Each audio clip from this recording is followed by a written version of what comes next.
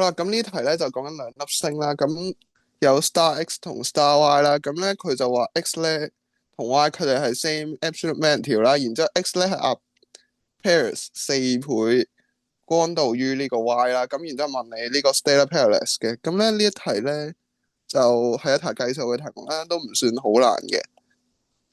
咁好啦，咁咧首先咧佢話 X 同 Y 有 same 嘅 absolute magnitude，即係佢哋嘅 power 應該會係一樣啦。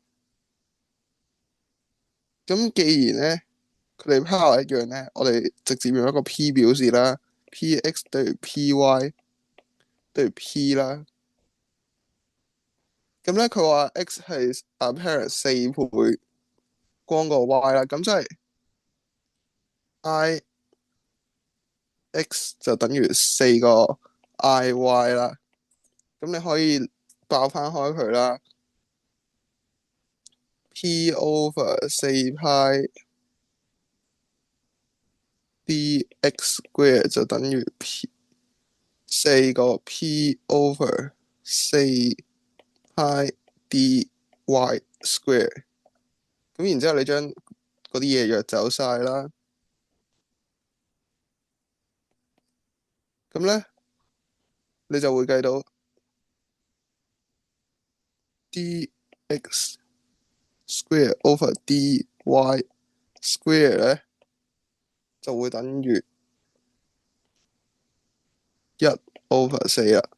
咁然之後你將佢開翻方嘅話，dx over dy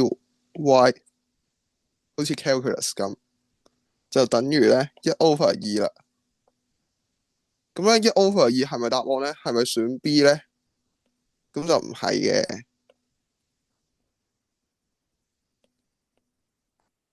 選 B 就應該錯嘅，因為咧佢問嘅咧係 stellar parallax 啦。咁所以咧 stellar parallax 你知道 D 咧係正比於1 over P 嘅，咁所以咧啱啱好咧係 inverse 調翻轉，所以咧答案咧你應該咧要揀 C 先啱嘅。